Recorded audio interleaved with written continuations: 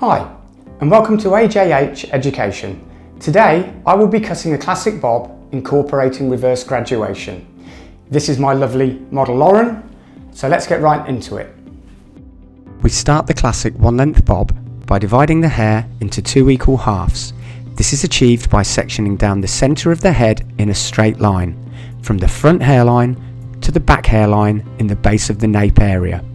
Sections should always be taken with the wide tooth end of the comb, as it glides through the hair more easily and it's easier to separate off the end of the comb. Next, we separate the front from the back. This is done by sectioning down from the high point of the head to just behind the ears on both sides, not the high point of the ears, as we do with our long one-length haircut. The hair is clipped out of the way.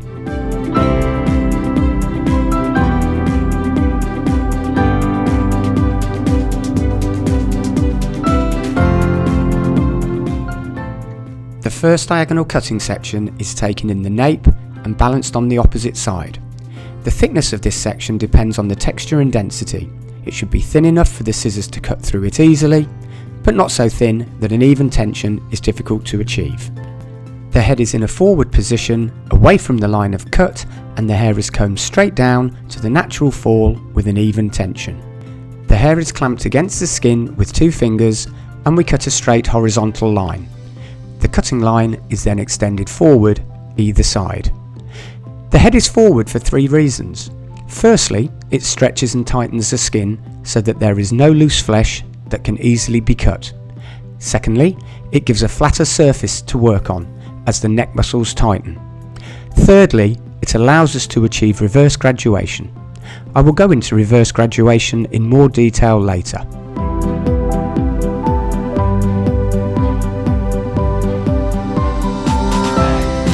This now becomes our guideline for all of the back sections that follow. On to our second section. Again, it is diagonal and needs to be thin enough to see our guideline through it. We balance on the opposite side.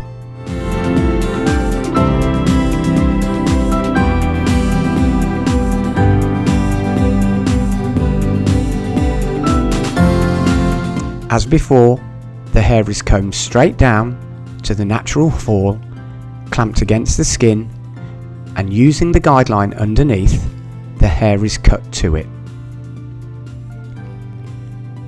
As we extend the outline forward, the cutting line is angled downwards.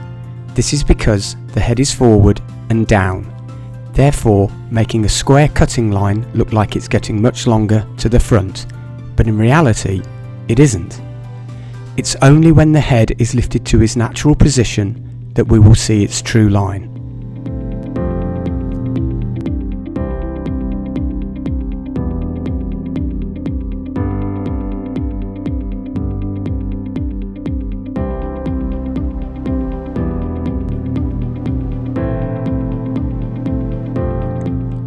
Our third diagonal section is now taken, and we repeat the process as before.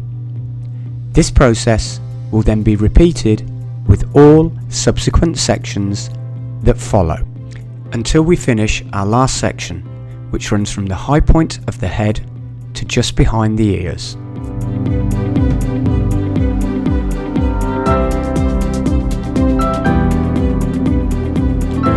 The hair at the back of the head must not, at any time, be held between the fingers when cut, as this will result in unwanted graduation on the outline of a classic bob.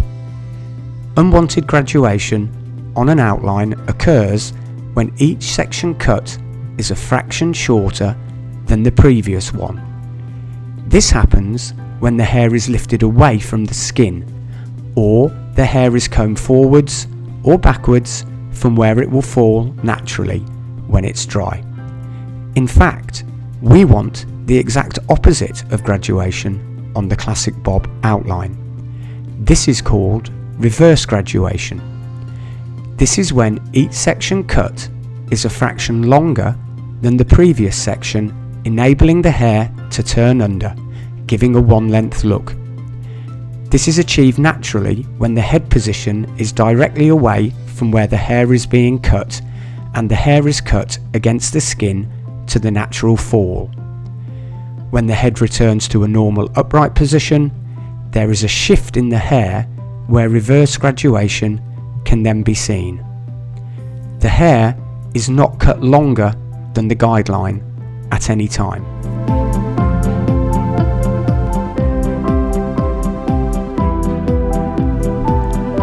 In order to be able to cut the hair against the skin, the scissors must be held in a way where not too much of the thumb is pushed through the loop.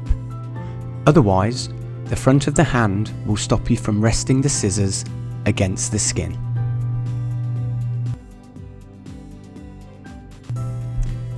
You can also see that the cutting action is lots of small cutting strokes. This will result in a much cleaner, more accurate cutting line than large cutting strokes will give you.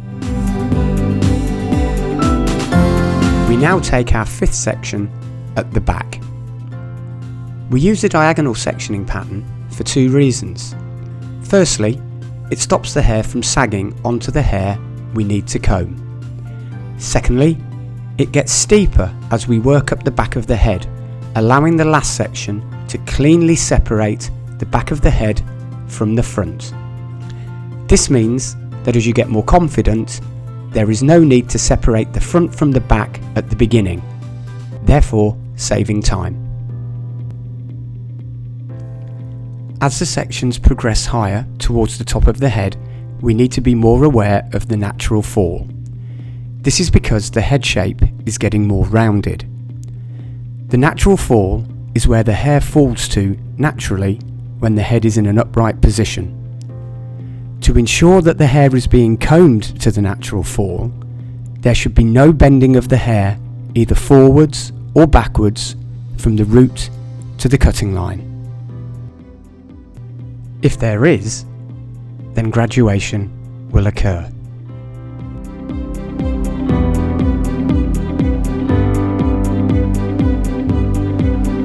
Moving on now to our sixth section.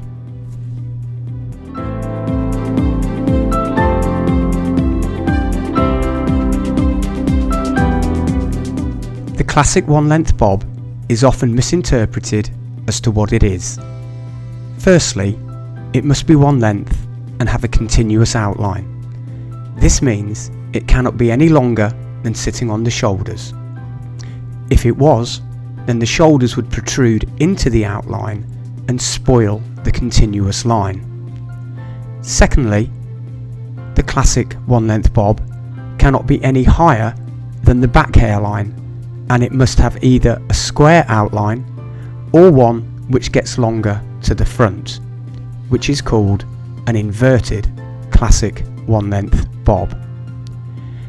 The classic one-length bob outline cannot get shorter or higher to the front than it is at the back.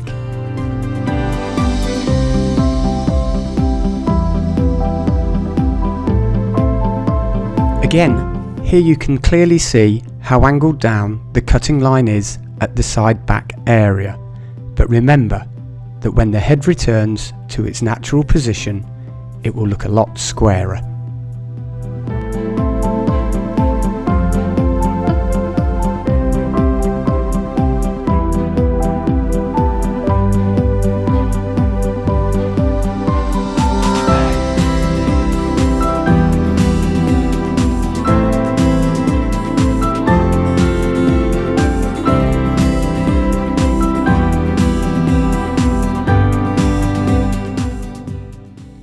Please don't forget to like and subscribe so that you don't miss out on any of our new educational videos.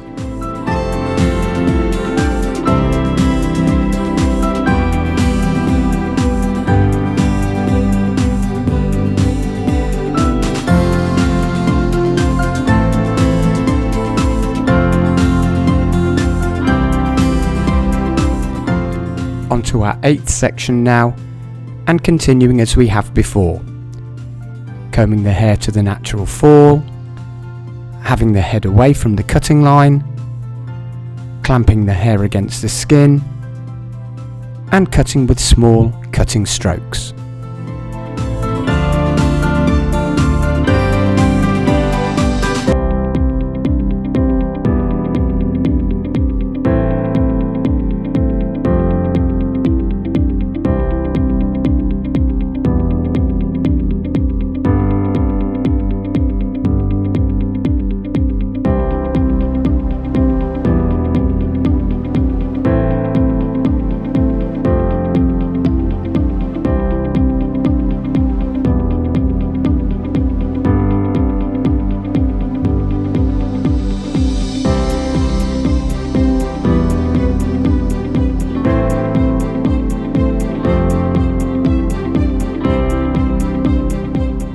We have now reached our ninth and final back section, which runs from the high point of the head to just behind the ears.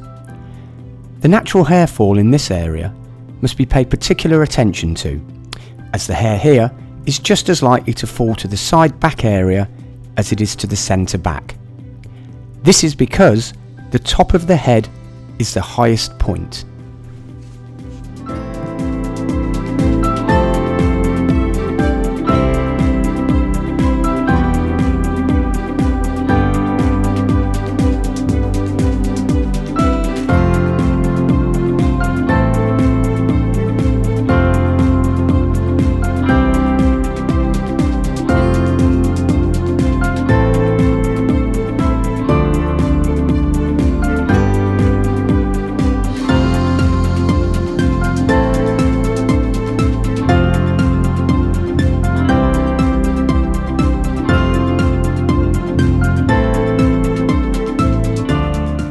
The back area is now complete, and here you can see the difference in length between the first section and the last section we have just cut. This has been achieved by the process of reverse graduation. We now move on to the side area. A horizontal section has been taken, and once again the head position is away from us. The hair is combed straight down over the ear with a very relaxed tension to the natural fall. The hair is clamped to the skin and the outline is extended forward using our guide, which is just behind the ear from our completed back area. In front of the ear, the hair is combed flat to the cheek, and in this case it is held between the fingers. This is because the neck is curving away from the line of cut that we are extending forward, and there is no surface to cut against. This process is repeated upwards until we reach the centre at the top of the head.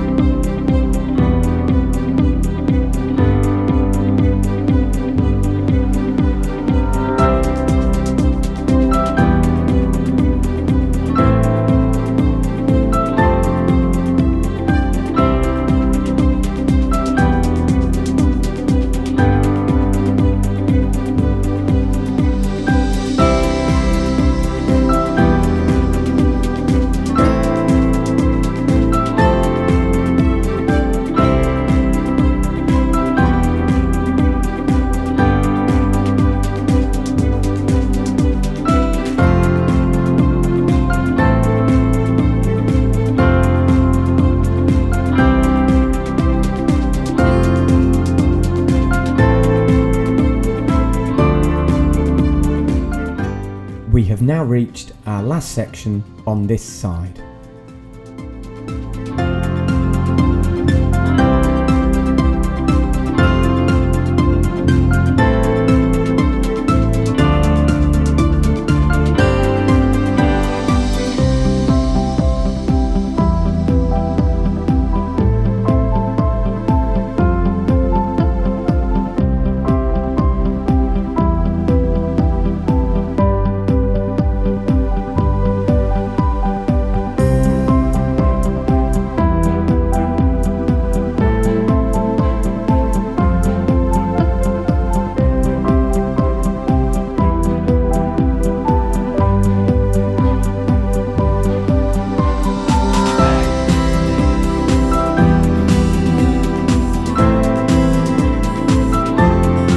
We now repeat the same process on the opposite side. In this case, we are cutting a symmetrical classic one-length bob. To be symmetrical, it has to have a centre parting. Symmetrical means the same both sides of the centre, therefore giving it a mirror image. This means that the parting can then be moved off-centre without any hair overhanging the outline, but the heavier side will no longer be one length. If we had worked the haircut to a side parting, then there is no other option than to wear it to that parting. This is because if the parting is then moved, unwanted hair would overhang one of the side's outlines. Therefore, when the classic one-length bob is cut to the centre, you have more flexibility to move the parting around. Please don't forget to like and subscribe so that you don't miss out on any of our new educational videos. We now start to blow dry the hair. I have chosen to use round brushes whilst taking care not to get too much lift on the hair. This will ensure that I'm not creating any false graduation.